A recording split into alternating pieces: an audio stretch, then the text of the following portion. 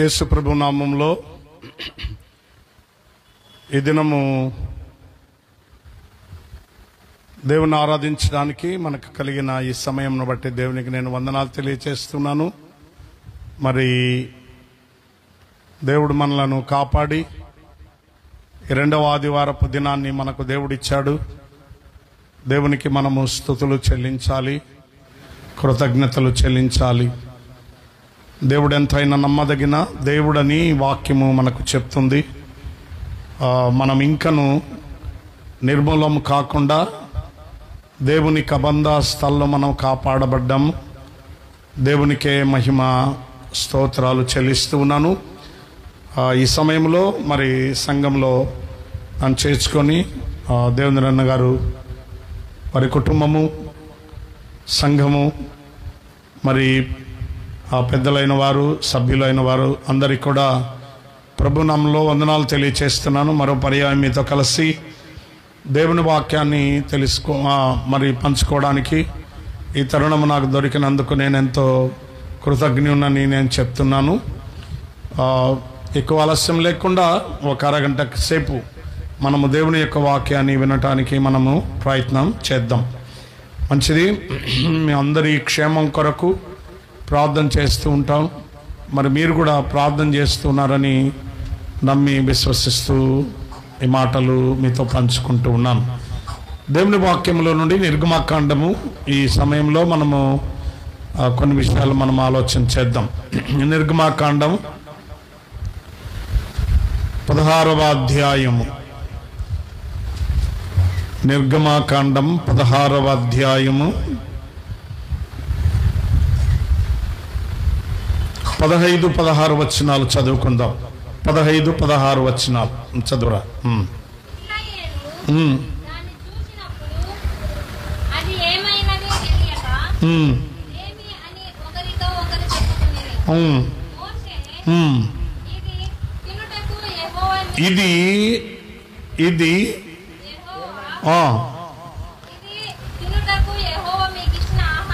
ఇది యెహోవా తినుటకు మీకిచ్చిన ఆహారము. ప్రార్థన చేద్దాం. పరిశుద్ధుడైన మా తండ్రి, మీకు వందనాలు చెల్లిస్తున్నాం. ఈ సమయమును బట్టి మీకు వందనాలయ్యా. మమ్మల్ని ప్రేమించి మీ సన్నిధిని ఇచ్చారు. మేము మాత్రమే కాకుండా ఈ భారతదేశ సంఘం అంతటిని బట్టి నిన్ను స్తుతించి ఆరాధిస్తూ ఉన్నాం. ఈ స్థలంలో ఉన్న నీ సేవకుని బట్టి ప్రభువా, మీ మందిరంలో ఉన్న మీ బిడ్డలందరిని బట్టి స్తోత్రం. మట్టి పాత్రుడను, నేనేమాత్రము తండ్రి ప్రభువా యోగ్యత లేని వాడిని, అయినా నీ కృపచేత నీవు నిలవబెడుతూ ఉన్నావు. అందుని బట్టి మీకు స్తోత్రాలు.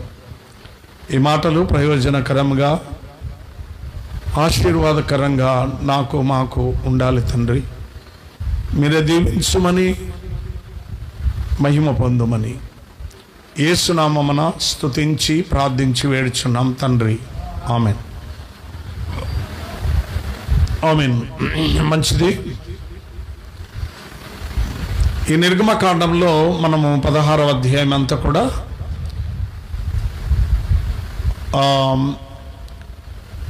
ఒక సంగతిని మనం చూస్తాం. దేవుడు ఇశ్రాయేలు ప్రజలకు కావలసినటువంటి మరి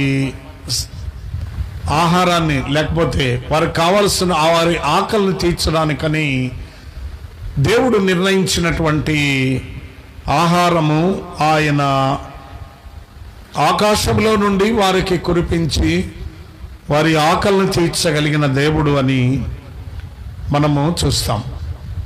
వారికి సమస్య, వారికి వారికి ఉన్నటువంటి ప్రాబ్లం ఏంటనంటే తినడానికి తిండి లేదు అనేటువంటిది. కానీ వారు ఎక్కడున్నారు? వారు కూడా వాస్తవం చెప్పాలంటే ప్రయాణంలో, అరణ్యంలో వారున్నారు. మరి సముద్రం దాటొచ్చారు, సముద్రము దాటొచ్చిన తర్వాత కూడా వారికి ఎదురైనటువంటి సమస్యలు అంత ఇంత కాదు.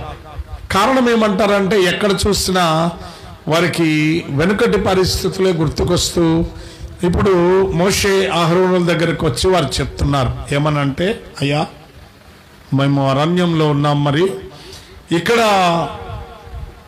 ఏ దిక్కును చూసినా కూడా మనకు ఎటువంటి ఆధారాలు లేవు, ఎటువంటి పరిస్థితులు మనకి కావలసినటువంటి భోజనం లేకపోతే ఆకలి తీరడానికి ఏ పరిస్థితులు మనకి కానరావడం లేదు అని ఆందోళన పడుతున్నారు,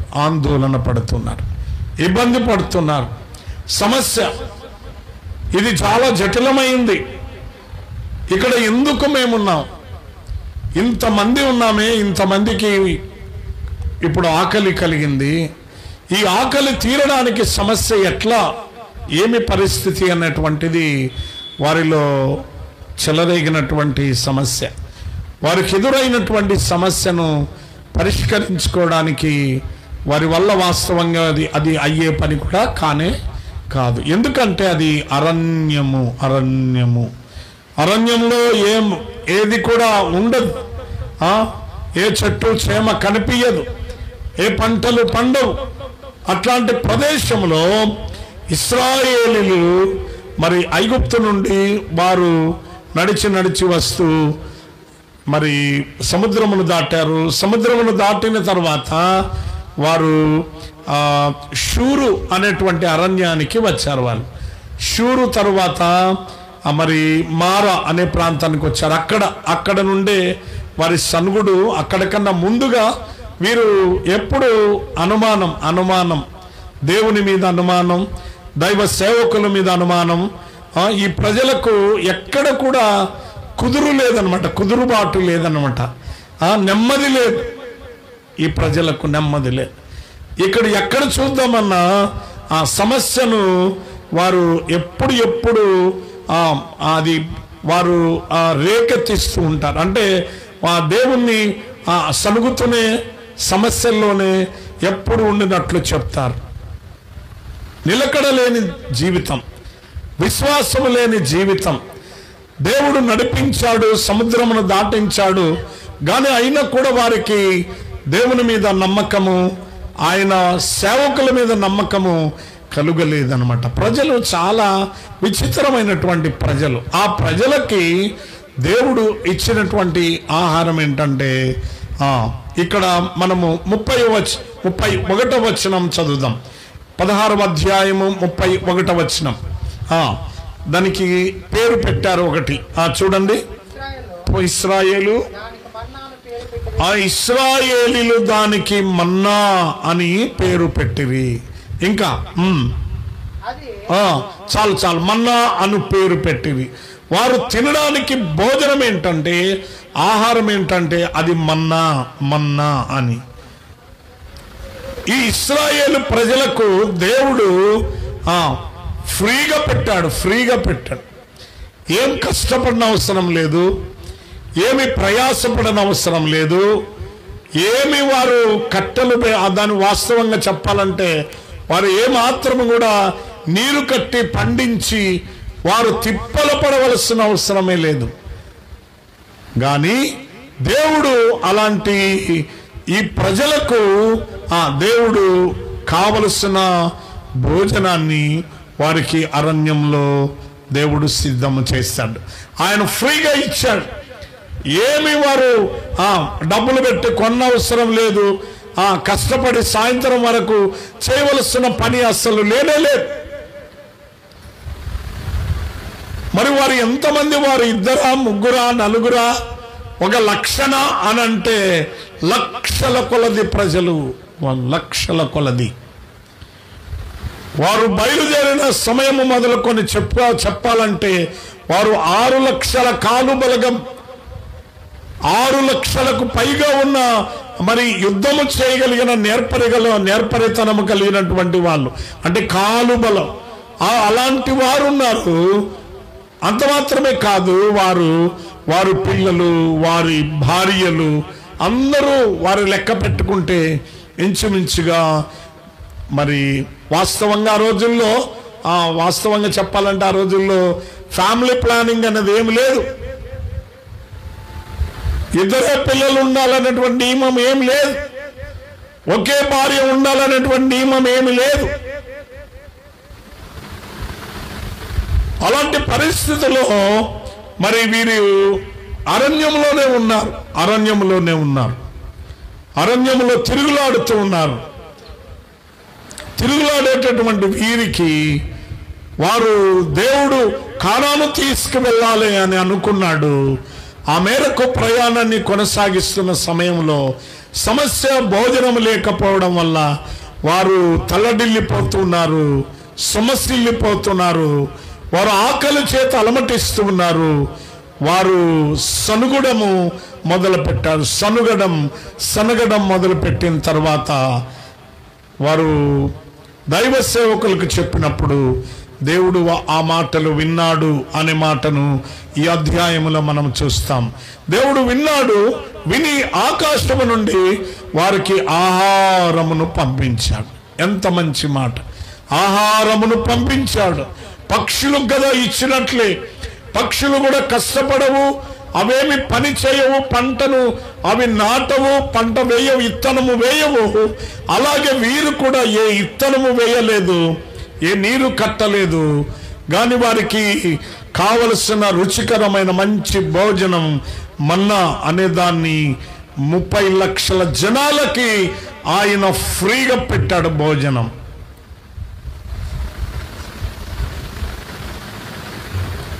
ప్రియులారా, స్నేహితులారా, వినండి. ఈరోజు మన ప్రభుత్వం లేకపోతే ఆ దేశంలో ఆయా చోట్లలో, మన ఆంధ్రప్రదేశ్లో కూడా ఇప్పుడు చంద్రబాబు నాయుడు గారు ఉచిత భోజనం అనేది 5 రూపాయలకు భోజనం అని పెట్టాడు. ఎంబెగనూరులో ఎంతమంది తింటారంటారు చెప్పండి మీరు? ఎంతమంది తింటారు? మహా అంటే ఒక 500 మంది. ఇంకా ఒకవేళ 1000 మంది తింటారు అనుకుందాంలేండి. మన ఆంధ్రప్రదేశ్ అంతా కలిపి ఒక 40 పట్టణాలు ఉన్నాయట. ఒక 50, 100 అనుకునండి. 100 పట్టణాలకి 1,00,000 మందికి రోజు 5 రూపాయల భోజనం ఉచితమైంది. వీళ్ళు పెట్టింది కాదు, ఇది దేవుడు పెట్టింది. దేవుడు ఎప్పుడో ఇశ్రాయేలు ప్రజలకు ఈ దేశంలో ప్రపంచానికి తెలియడానికి ఆయన ఎప్పుడో పెట్టాడు. ఆయన ఉచిత భోజనం, కాయ కష్టం లేకుండా, చెమటగార్చకుండా దేవుడు వారికి భోజనాన్ని వారికి అందించాడు. కాబట్టి వారికి కొరత ఏమీ లేకుండా వారు తింటూ వస్తూ ఉన్నారు. కానీ దేవుని మీద సనగడము వీరి యొక్క విషయంలో ఎప్పుడు కూడా మానటం లేదు. ఎక్కడ చూసినా సమస్యలు చెప్తూనే వస్తూనే ఉన్నారు. భక్తుడు రాస్తాడు ఒక చోట, నెహెమ్యా గ్రంథం అనుకుంటాను, చూడండి.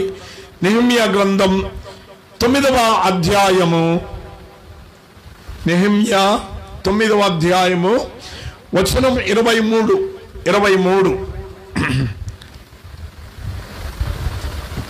నెహెమ్యా గ్రంథము 9వ అధ్యాయము 23వ వచనం.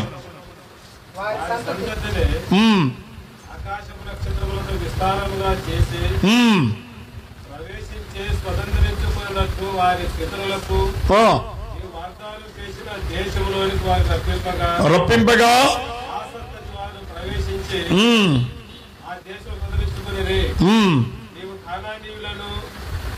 ఆ దేశ వాసులను జయించి తమకు మనస్సు వచ్చినట్టు చేతకు వారి రాజులను ఆ దేశ జనుల వారి చేతికి అప్పగించేదివే.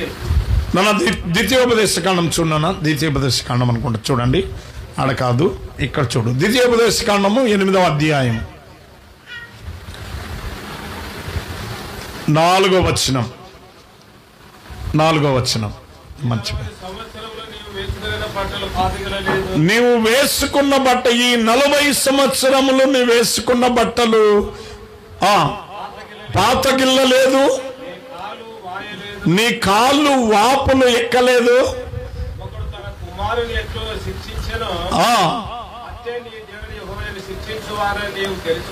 తెలుసుకునే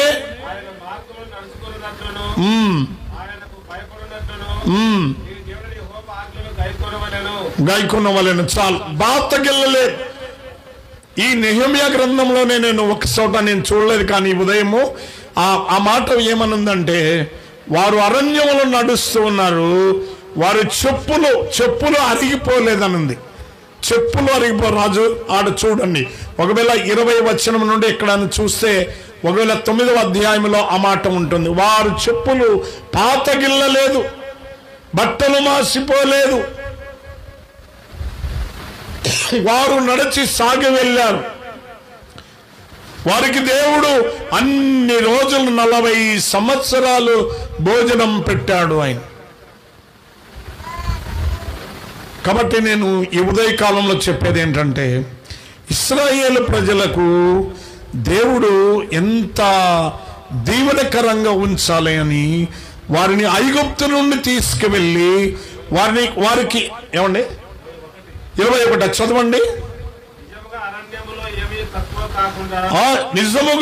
నిజముగా అనంట, ఎంత మంచి మాట చూడండి. నిజముగా అరణ్యములో ఏమీ తక్కువ కాకుండా 40 సంవత్సరములు వారిని పోషించితివి. ఎంత మంచి మాట. 40 సంవత్సరములు పోషించితివి. వారు ఏమీ వండలేదంట, వండుకోలేదు, ఏం తిప్పలేదు, బియ్యం దంచుకోవడం లేదు, కూరగాయలు కోసుకోవడం లేదు, ఏమి చేయడం లేదు, వారికి ఏమి అవసరం లేదు. అన్ని లక్షల మందికి ఆయన 40 సంవత్సరాలు ఆ అరణ్యము దాటేంత వరకు, అనగా కానాను చేరేంత వరకు కూడా వారికి భోజనమే. దేవుడు సమృద్ధిగా ఇవ్వగలిగాడు.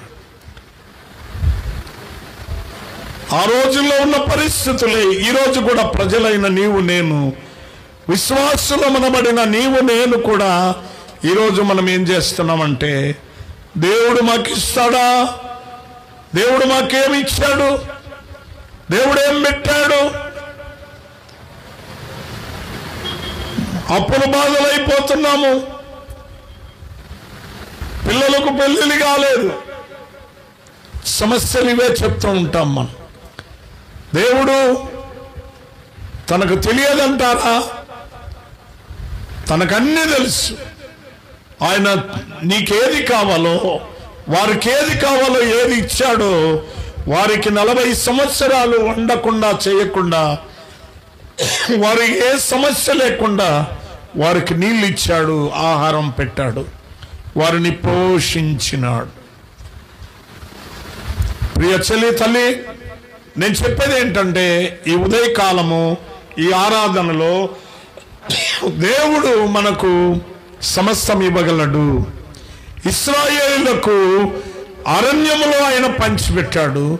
మనము ఈ భూమి మీద మనం ఉన్నాము, అన్నిటినీ మనకు ఆయన ఇవ్వగలిగిన దేవుడే. సనుగకూడదు, దేవుని మీద అలుగకూడదు, దేవునిని ప్రశ్నించడానికి మనమే పాటి వాళ్ళం. నా కుటుంబమే పాటిది, నా పరిస్థితులు ఏ పాటివి, ఇదే మన ఎప్పుడు గోడు. కానీ దేవుడు నిన్ను, నీ కుటుంబాన్ని పోషించగలడు, ఆయన నడిపించగలడు.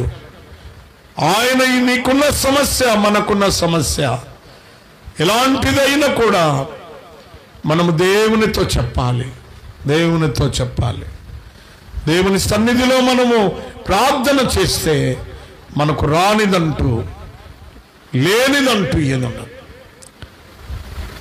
మన ఆలోచన అంతా కూడా, మన దృష్టి అంతా కూడా దేని మీద ఉంటా చెప్పండి?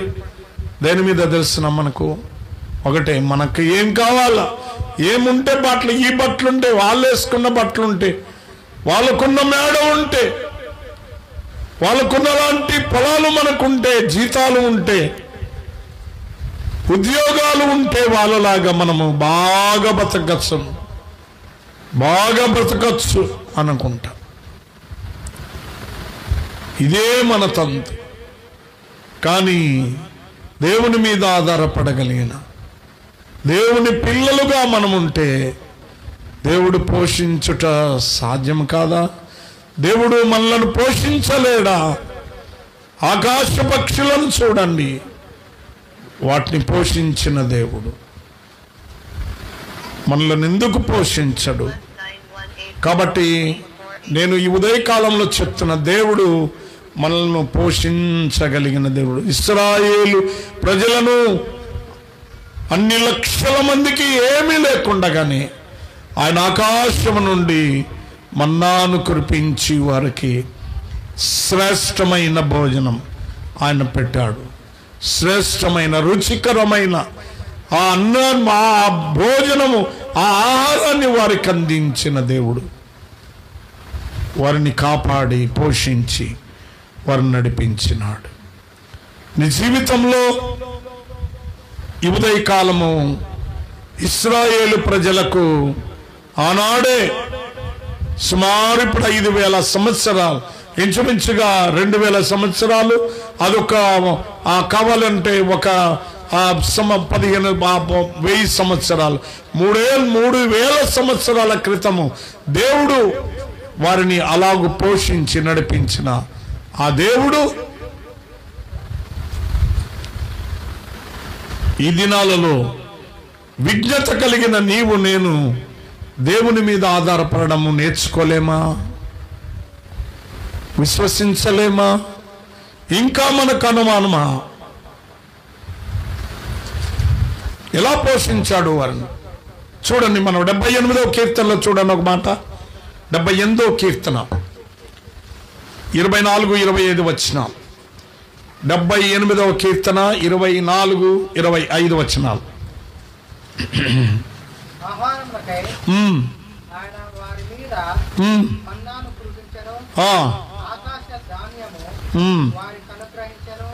ఆకాశ ధాన్యము వారికి అనుగ్రహించెను, నరులు భుజించిరి. నరులందరూ కూడా దేవదూతలు తినే ఆహారము తిన్నారు. వీరికి దేవుడు పెట్టాడు.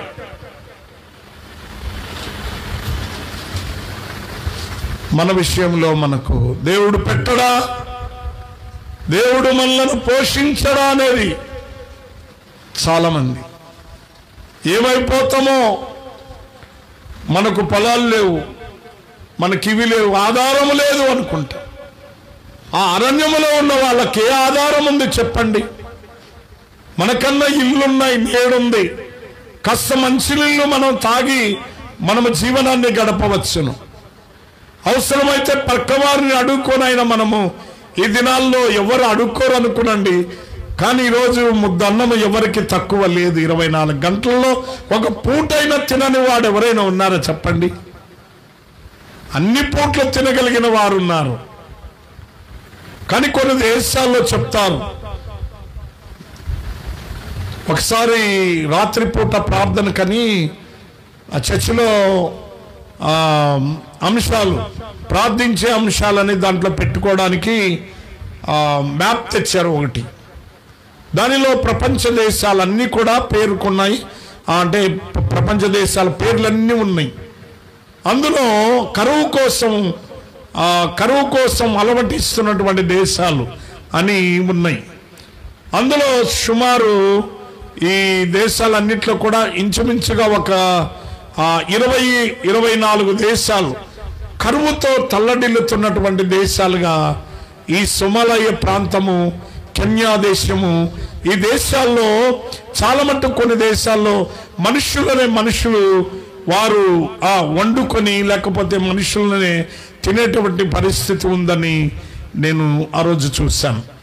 కాబట్టి నేను చెప్పేది ఏంటంటే, అలాంటి పరిస్థితులు కొన్ని దేశాల్లో ఉండవచ్చేమో, కానీ చాలా మట్టుకు ఇప్పుడు అందరూ కూడా విజ్ఞత కలిగి చాలా మట్టుకు పంటలు పండించుకోవడానికి, ఏదో విధంగా పనులు చేసుకోవడానికి దేవుడు శక్తిని బలమును ఇచ్చాడు. ఆ విధంగా మనము పోషించబడుతున్నాము, మనము బ్రతుకుతూ ఉన్నాము. ఈ దేశంలో అయితే మరి ఇంకా ఎటువంటి పరిస్థితి కూడా లోటు లేనటువంటి వారుగానే మనకు కనిపిస్తూ ఉన్నారు. కానీ అయినా కూడా ఇంకా మనము కూడా ఆ రోజుల ప్రజల వలె మనము కూడా ఈరోజు సనుగుతూనే ఉంటాం, దేవుని మీద అలుగుతూనే ఉంటాం. ఏమని అలుగుతాం మనము?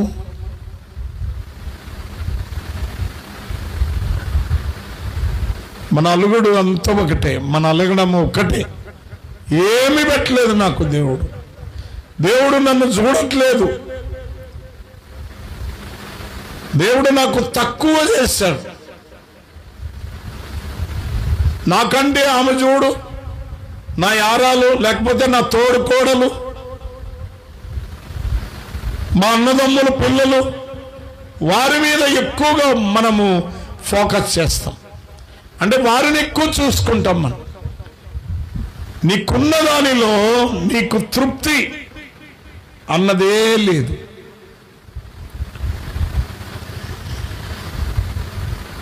కాబట్టి దేవుని వాక్యం ఏం చెప్తుందంటే, మనకు కలిగిన దానితో మనము తృప్తి పడాలనేటువంటిది దేవుని వాక్యం మనకు చెప్తుంది.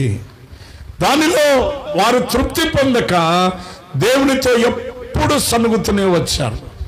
అందుకని వారు అక్కడ బయలుదేరిన ఆ లక్షల మందిలో ఎవ్వరు కూడా కానాను చూడలేకపోయారు. అంత మధ్యలో, అనగా అరణ్యములో పుట్టిన వారు, కలిగిన సంతానమే, వంశమే కానాను చూడగలిగింది. ఒక ఇద్దరు, కాలేబు తర్వాత యెహోషువ తప్ప కానాను చూడలేకపోయారు. అన్ని లక్షల మంది రాలిపోయారు. కారణం ఏమంటారు? దానికి ఒకే ఒక కారణం, దేవుని మీద తిరుగుబాటు, దేవుని మీద సనుగుడు, సంశయము ఉండుట వలన అరణ్యములోనే రాలిపోయారు. కాబట్టి నా ప్రియ సోదరి సోదరులారా, దానికోసం మన ప్రాణం కాదు, మన జీవితం కాదు, దేవుని కోసం మనం బ్రతకవలసిన వారంగా మనం ఉన్నాం. దేవుని కోసం బతకాలి. భోజనం కోసం మనం దీనికోసం కాదు. దేవుడు పోషిస్తాడు, దేవుడు కాపాడుతాడు, దేవుడు రక్షిస్తాడు. ఆ విషయంలో మనకు ఎటువంటి సందేహము మనకు ఉండకూడదు. కాబట్టి ప్రజలను ఎంత చక్కగా వారిని అరణ్యములో వెళుతూ ఉన్నప్పుడు ఎక్కడికి వెళ్ళినా వారికి ఏమి తక్కువ కాలేదు. మనకేమి తక్కువ లేదు, దేవుడు ఇస్తాడు. నేను అప్పుడు నా భార్యకు చెప్తుంటాను ఓ మాట. సంవత్సరం అయిన తర్వాత డిసెంబరు, ఈ జనవరి మాసం వచ్చినప్పుడు నెలలో నేనంటాను మా ఆవిడతో, నా భార్యతో ఒక మాట చెప్తాను అనమాట. నేనంటాను, మనకి కావలసినటువంటి రేషను ప్రతి నెల తెచ్చుకుందాంలే పద్మ అని చెప్తాను మా ఆవిడతో. అంటే మా ఆవిడ అంటది, అలా కాదు, కనీసము బస్తాలు బియ్యం మన ఇంట్లో బస్తాలు ఉండాలి. నేను ఎప్పుడైతే ఇంటికి వచ్చానో తర్వాత నుండి మన ఇంట్లో 20 బస్తాలు బియ్యం తగ్గలేదు, కాబట్టి మన ఇంట్లో బస్తాలు బియ్యం ఎక్కువ ఉండాలి అనను. దేవుడు పోషించడనే నమ్మకం మనకు లేదా? ఆ 20 బస్తాలు ఉండడం మనకు అవసరమా అనేది నేను. దేవుడు ఇస్తాడు, ఇవ్వకపోడు. దేవుడు పెడతాడు, ఆయన పెట్టకపోడు. కాబట్టి మనం ఏంటంటే అనుమానం, దేవుడు ఏం చేస్తాడు, ఏమవుతాం, నా పిల్లలు ఏమవుతారు, మా పరిస్థితి ఏమవుతుంది, వీడు ఎట్లా బ్రతుకుతాడు. నా భార్య అంటూ ఉంటుంది ఒక మాట, వీడు ఎట్లా బ్రతుకుతాడు నా కొడుకుని, వీడు ఏమీ నోటి మాట కూడా రాదే, వీడు బ్రతకడం ఎలాగా? దేవుడు పోషిస్తాడు. నీవు నేను మన బ్రతకాలని, మనం కళ్ళు లేకపోయినా మనం బ్రతకాలనేది మనకు తెలుసా? దేవుడు బ్రతికించాడు, దేవుడు మనకు కావలసినవి ఇచ్చినాడు అని చెప్తుంటాను.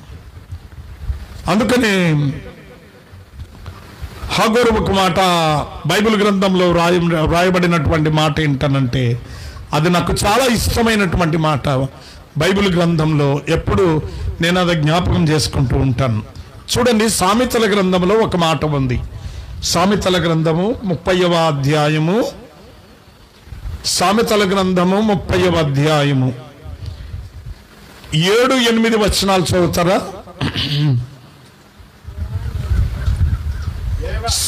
సామెతల గ్రంథము అందరూ చూడండి, 30వ అధ్యాయము. ఇది నోట్ చేసుకోండి, అందరూ రాసుకోండి, మీరు కూడా గుర్తించుకోండి. చదువునానా? దేవా, నేను నీతో 2 మనవులు చేసుకుంటున్నాను. దేవా, నాకు వాటిని నేను చనిపోక ముందు, నేను మరణించక ముందు నాకు వాటిని దయచేయము. వ్యర్థమైన వాటిని, అబద్ధములను నాకు దూరముగా నుంచుము. ఇది చూడండి. పేదరికమునైనను ఐశ్వర్యమునైనను, అబ్బా చాలు, పేదరికమునైనను ఐశ్వర్యమున డబ్బైనను నాకు దయచేయవద్దు. దేవుడు ఎందుకు ఈ పరిశుద్ధమైన గ్రంథంలో ఈ మాటలను ఉంచాడో చూడండి, మీరు అర్థం చేసుకోండి. పేదరికమైన వద్దు నాకు, ఐశ్వర్యం కూడా నాకు వద్దు. మరి ఏం కోరినాడు ఆయన చూడండి. తగినంత ఆహారము, చాలు, తగినంత. నిర్గమకాండంలోనికి రండి మీరు, నిర్గమకాండంలోనికి, అదే 16వ అధ్యాయం. తగినంత ఆహారము నాకు దయచేయమని అన్నాడే ఈయన. ఇవ్వలని చూద్దాం. 17వ వచనం, 16, 17, 18 వచనాలు చదవండి. చదువమ్మా. అట్లా చేయగా కొందరు ఎక్కువగాను కూర్చుకుని. చదవన్నా ఇంకా రాజు చదువు. వారు ఓమెరుతో కొలిచినప్పుడు హెచ్చుగా కూర్చుకున్న వానికి ఎక్కువ కాలేదు, తక్కువగా కూర్చుకున్న వానికి తక్కువేమీ కాలేదు. వీళ్ళు కొంతమంది ఆకాశం నుండి మన్నా పడుతుంది, ఆకాశం నుండి మన్నా ఉదయకాలమే పడవగానే ఈ ప్రజలందరూ వెళ్ళి ఆ పాళ్యములో వెళ్ళి దాన్ని సమకూర్చుకోవాలి, తెచ్చుకునే విధానం కూడా దేవుడు వాళ్ళకి చెప్పాడు సేవకులతో. కానీ ఈ ప్రజలు ఏం చేశారంటే, అట్లు కాదు, వాళ్ళు చెప్పినట్లు మనం వింటే మన కడుపు నిండదు, మనకు తక్కువ వస్తుంది, మనకు చాలా లోటు ఉంటుంది, కాబట్టి మన ఆకలి తీరదు అనుకొని వాళ్ళు ఏం చేశారంటే కొంతమంది ఎక్కువగా తెచ్చుకున్నారు, కావలసినంత తెచ్చుకొని ఇంట్లో పెట్టుకున్నారు. కొంతమంది భయపడి, సేవకునికి దేవునికి భయపడి కొంతమంది తక్కువ తెచ్చుకున్నారు. ఆకలి తీరడం, ఏదో కొంచెం ఆకలి తీరితే సరిపోద్దులే అనుకున్నారేమో కొంతమంది ప్రజలు. అట్లాంటి వాళ్ళు ఆ మన్నాని కురిసినప్పుడు దాన్ని తెచ్చుకొని ఇంట్లో పెట్టుకున్నారు, వారి గుడారాల్లో, వాళ్ళు టెంట్లలో పెట్టుకొని వారు చూసుకున్నారు. ఎక్కువ తెచ్చుకున్నాం అనుకున్న వాళ్ళు తింటున్నారు. తింటూ ఉంటే వాళ్ళకి తక్కువ వచ్చింది. వాళ్ళకి ఎక్కువ తెచ్చుకున్న వాళ్ళకి ఏమొచ్చిందమ్మా?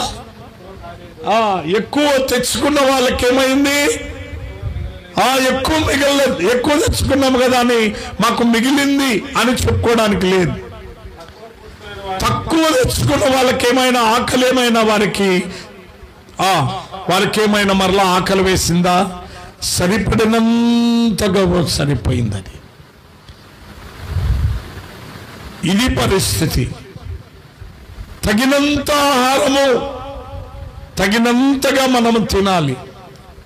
ఈ రోజుల్లో కూడా ఎక్కువ జబ్బులు, ఎక్కువ రోగాలు వచ్చేది ఏంటంటే భోజనం వల్లని ఐక్యరాజ్య సమితి కానీ ఆరోగ్య సంస్థలు కానీ చెప్తూ ఉన్నాయి. కాబట్టి తగినంతగానే తినాలి. ఈ భక్తుడు కూడా తగినంత ఆహారము నాకు దయచేయము అని ఆయన ప్రార్థన చేశారు. కాబట్టి మన్నాను తెచ్చుకున్న వాళ్ళు వాళ్ళకి ఇష్టానుసారంగా తెచ్చుకోవడానికి వీల్లేదు. ఒక గిన్నె ఉంటుంది, ఓమెరా అనేటువంటిది ఉంటుంది. దాని నిండా తెచ్చుకోవాలి. వారికి ఆ రోజు ఏ పూట తినగలరో దాన్ని ఆ పూట తినడానికి తెచ్చుకోవాలి. ఆ ప్రజలు ఇంట్లో పెట్టుకోవాలి. ఒకవేళ విశ్రాంతి దినము అనగా పరిశుద్ధ దినము గనుక ముందు రోజు ఉంటే ఆ రోజు 2 రోజులకు సంబంధించిన భోజనాన్ని అనగా ఆ మన్నాను తెచ్చిపెట్టుకొని ఇంట్లో వాళ్ళు పెట్టుకుంటే మరుసటి రోజు తిన్నా కూడా తర్వాత రోజు తిన్నా అది పురుగు పట్టదు.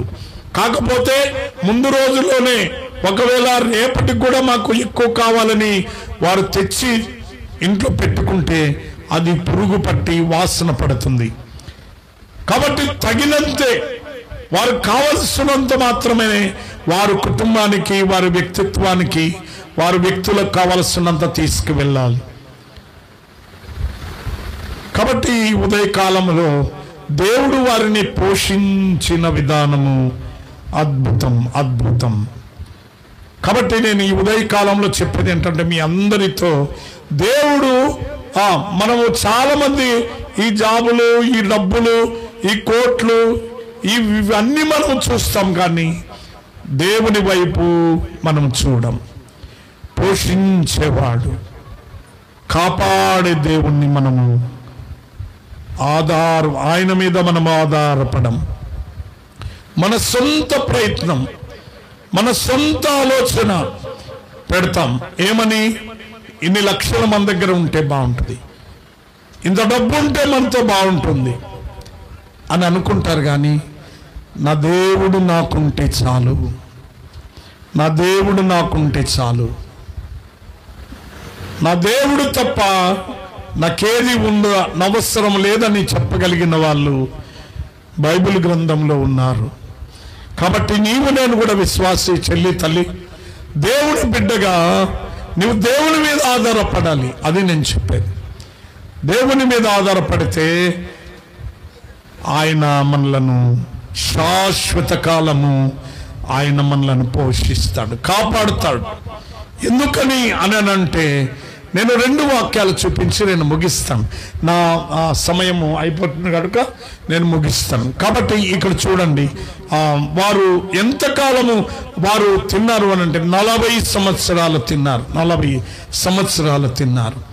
40 సంవత్సరాలే కాదు, మన జీవితాంతము ప్రభువును నమ్ముకొని, ప్రభువు మీద ఆనుకొని, ప్రభువును ఆధార పెట్టుకొని మనము ఆధారం చేసుకుంటే మనము శాశ్వత కాలం, ఈ భూమి మీద ఉన్నంత కాలమే కాదు, భూమి మీద నుండి పైకి వెళ్ళిపోయిన తర్వాత కూడా ప్రభువుతో కూడా ఉండి మనం ఆనందంతో ఉంటాం. దైవలేఖనంలో నుండి 2 మాటలు నేను వాటిని చూపించి నేను ముగిస్తాను. యోహాను శుభవార్త 6వ అధ్యాయము, యోహాను శుభవార్త 6వ అధ్యాయము 49వ వచనం. మరొకరు రోమీయులకు రాసిన పత్రిక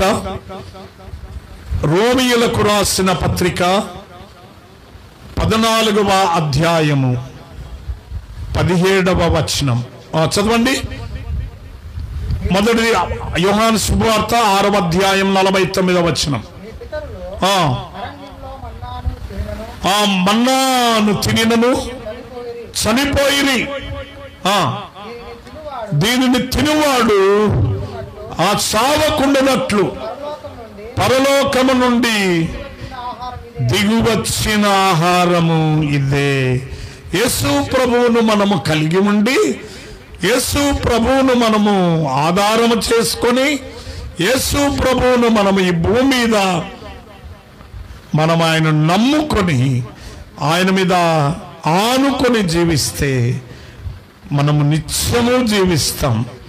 51వ వచనంలో ఏమంది? జోషి చదవడక. 51వ వచనం. పరలోకం నుండి దిగి వచ్చిన జీవాహారం నేనే, ఎవడైనను ఈ ఆహారం భుజించితే వాడు ఎల్లప్పుడూ జీవించును. చాలు, జీవించు. ఈ ఆహారం తింటే అనగా ప్రభువైన యేసు ప్రభువును మనం ఆధారం చేసుకుంటే ఆయన మీద ఆధారపడి ఆయన ఇవ్వగలిగినది మనం తింటూ మనం జీవిస్తూ ఉంటే, మనం ఇప్పుడు బలలో చేయి వేస్తాం. ఆయన ఆహారం మనకిచ్చినది ఆయన తీసుకునగలిగితే దాన్ని తినగలిగిన వాడు ఎల్లప్పుడూ జీవిస్తాడట, మరణమే ఉండదు. అది జీవాహారం. రోమీలకు రాసిన పత్రిక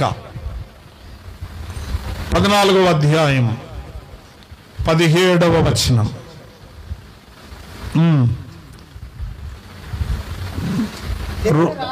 దేవుని రాజ్యము దేవుని రాజ్యము భోజనమును పానమును కాదు గాని నీతియు సమాధానమును పరిశుద్ధాత్మ యందలి ఆనందమునై ఉన్నది. దేవుని సంగతులు పట్టిన వారికి భోజనం ముఖ్యమైనది కాదు. మనం ఆయన రాజ్యములో ఆయనతో కూడా ఉండాలి, ఆయనతో సదాకాలం మనం ఉండాలి. భోజనం, ఎవరు కూడా భోజనం కోసమే బతకడు. పౌలు అంటాడన్నమాట, ఎవరును భోజనం కోసమే, తినడానికి ఎవరు బతకడు. ఏదో బ్రతకాలని కొంచెం మనం తింటాం, ఆ మాత్రాన మనము అవి తినకూడదా, మాంసం తినకూడదా అని తినడం తప్ప అని మీరు అనవచ్చు. కాదు, కానీ తినవచ్చు, కానీ అదేదో మనము తినవలసినది మితముగానే తగినంతగానే మనము తినడము అది మంచిదే. దేవుడు వారికి పెట్టాడు, వారు సమకూర్చుకున్నారు, కానీ వారు ఆయా సమస్యలతో అక్కడే దేవుణ్ణి ఆయాసపరచి దేవునికి అయిష్టమైన జీవితమును కలిగి వారి జీవితాలు అరణ్యంలో చాలించారు. చెల్లి, తల్లి, యేసు ప్రభువును నమ్ముకున్న నీవు నిత్య జీవానికి వారసుడుగా కావడానికి దేవుడిచ్చే ఆహారం, దేవుని సన్నిధిలో మనము రక్షణ పొంది దేవుని సన్నిధిలో ఆయన బలలో చేయి వేయడానికి, ఆయన పాత్రలో మనము ఆయన పాత్రను పుచ్చుకోవడానికి మనం సంసిద్ధంగా ఉండాలి. కాబట్టి ఆయనే మనకు ఆహారం. ఆయన ఇవ్వగలడు, ఆయన నడిపించగలడు, ఆయన పోషించగలడు, ఆయన బ్రతికించగలడు. మనకేమీ ఆ సమస్య పెద్ద సమస్య కాదు. ఆ రోజుల్లో మనకి భోజన సమస్య, ఈ రోజుల్లో కూడా చెప్తారు, కానీ దేవుని నమ్మిన పిల్లలుగా మనం చెప్పి అంత మనము చులకన కాకూడదు. దేవుని దృష్టికి ప్రయోజకులుగా, దేవుని దృష్టికి విలువైన వారిగా మనము ఆయన సంపాదించిన ప్రజలుగా మనం ఉండాలి. ఆయన సంపాదించుకున్నాడు తన కొరకు. ఈ సంగతి మీకు తెలియాలి, నాకు తెలియాలి. మనం ఆయన సొత్తు, ఆయన ప్రజలం. కాబట్టి మనం ఆయన మీద ఆధారపడదు. మనకేం తక్కువ చేయడు. ఏది కావాలో ఆయన, దేవుని వాక్యంలో ఉంది, అవన్నీ కావాలనని మీ తండ్రికి ఏమనుంది బైబిల్లో? తెలియను. ఎంత మంచి మాట. మరి ఏం తల్లి, చెల్లి, దేవుని మీద ఆధారపడదాం.